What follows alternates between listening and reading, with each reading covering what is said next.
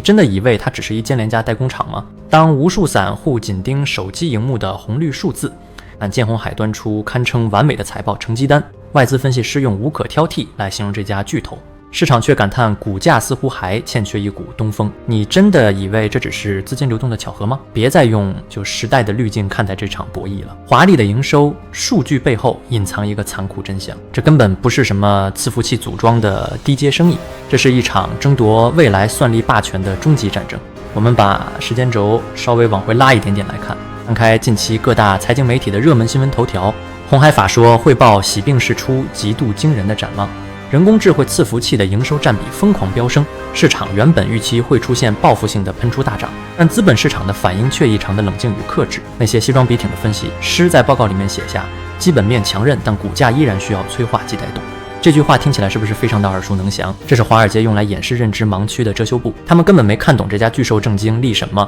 大众的目光依然停留在苹果手机的订单，以为这家公司还是靠挤压人力成本来赚钱。但如果你走进回答最核心的秘密会议室，你会发现连黄仁勋都在担忧一个物理极限：生成式人工智慧军备竞赛来到深水区。现在比判的根本不是谁的晶片比较聪明。当 GB200 这种怪物级的算力巨兽诞生，它同时也带来了一个毁灭性的致命副作用，那就是足以让整座资料中心融化的恐怖高温。算力的本质其实就是能源的残酷转换，一颗高阶晶片运算时产生的热能极其庞大。传统的气冷散热早就已经被逼到了绝境，你吹再多冷风也无法带走这些沸腾的热量。这就像是一台装了火箭引擎的老旧汽车，只要一踩油门，整台车就会瞬间起火燃烧。谁能解决这个迫在眉睫的物理学巨大难题，谁就能掐住全球人工智慧发展的大动脉。这才是鸿海这份财报里最让人胆寒的底牌。他们早就悄悄布局了液冷散热的底层技术，并且具备全球最庞大的机柜系统整合能力。从快接投到水冷板，甚至整个冷却液分配单元，这不是在组装电脑，而是在建造微型核电厂。竞争对手想要切入这个领域，简直比登天还难，因为这需要几十年的精密制造工艺积累，以及深不见底的庞大资本支出来强力支撑。这就是一道充满血腥味的极高技术护城河。过去的鸿海是依附在苹果光环底下的影子，顾客只要眉头一皱就能让供应链血流成河，那是一个利润被极度压缩的卑微年代。但现在这头巨兽已经悄悄完成了基因突变，他们转身拥抱了正在改变世界的新王辉达。这不单单只是换了一个终端客户这么简单，这是商业逻辑上一次彻头彻尾的降维打击。苹果卖的是消费品会受到景气波动的冲击，但辉达卖的确是全人类通往未来的基础设施。你回顾一下19世纪美国的加州淘金热潮，真正赚到大钱的从来都不是那些挖金矿的人，而是那些在路边卖十字号跟牛仔裤的商人。在人工智慧这场毫无理智的疯狂豪赌里面，微软和谷歌这些软体巨头就是疯狂的淘金客，他们不计代价地砸下1000亿美元建制资料中心，这是一个深不见底且完全无法回头的无底洞。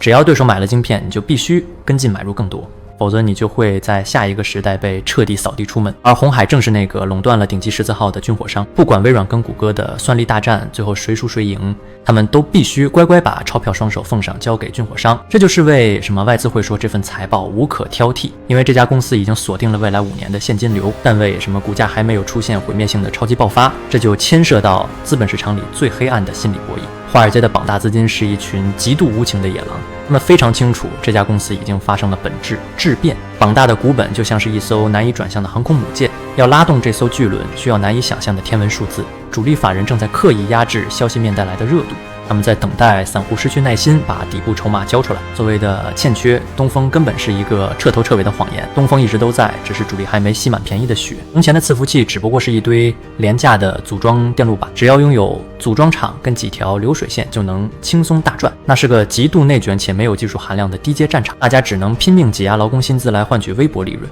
IE的狂潮彻底炸毁了整个产业的构生态。微软与亚马逊这些云端霸主绝对不随便下订单。云端霸主在会议室里紧盯每一份代工厂报价单，他们根本不在乎谁的报价可以便宜那几块钱，他们最恐惧的是关键时刻你交不出算力军火，一旦服务上线的时间点不幸落后给竞争对手，损失的市值将会高达数千亿美元的恐怖规模，天价大单必定流向技术最强的终极霸主手中。让我们来进行一次极端但合理的终极推演。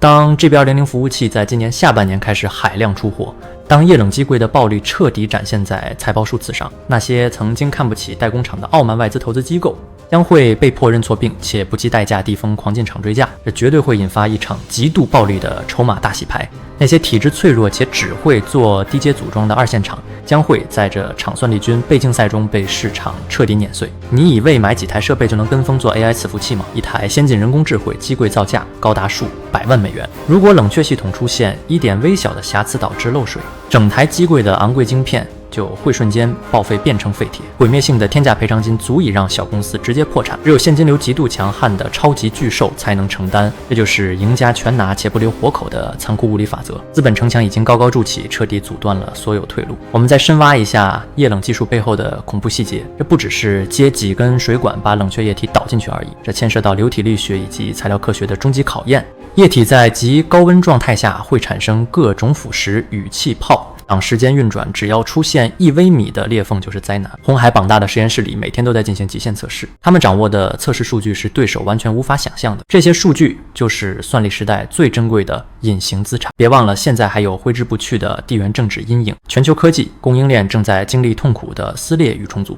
美国绝对不会允许最核心的算力基础设施被放置在任何具有潜在安全风险的地区制造。红海过去几年在全球建立的榜大生产基地，现在成了他们掠夺超级大单的最强大武器。从墨西哥到东南亚，甚至远至美国本土的工厂，这张绵密大网已经彻底封死对手的生存空间。许多散户最喜欢拿毛利率来嘲笑这些代工厂，看见极低的毛利率就觉得这是一门烂生意，这是多么荒谬且缺乏财务常识的肤浅见解。当产品单价是高达数百万美金的算力怪物时，即使只有5%的毛利，也是一笔天文数字。你该看的是绝对营业利润以及现金流的厚度。榜大现金流就是挡住所有挑战者的坚固城墙，把所有企图分一杯羹的挑战者通通挡在墙外。我们回过头来审视最初的大众市场愚蠢迷思，为什么法说会时出，超级利多股价却没有起飞？因为这是一个筛选真正智者的极度残酷测试。资本市场政策是你是否具备看穿迷雾的双眼。如果你还把它当成随时被砍单的普通代工厂，那你注定只能在残酷资本市场中被无情收割。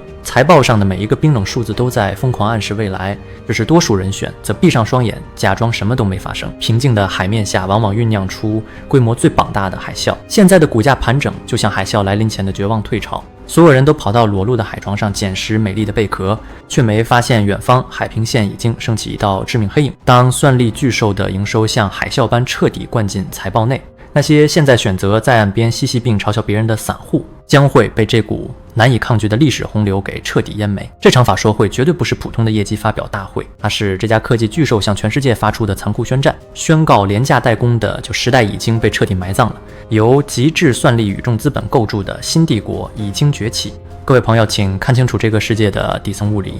逻辑，商业博弈的游戏规则已经发生了彻底的改变。你准备好面对这场残酷的算力阶级大洗牌吗？而是继续妄想那股永远不会降临的虚无东风？将答案留在下方留言区，让我们一起面对现实。若不想在未来的资本博弈中沦为无知的羔羊，立刻订阅这个频道并且开启小铃铛。我是点点思维带，你洞悉商业底层逻辑的分析师，我们下次见。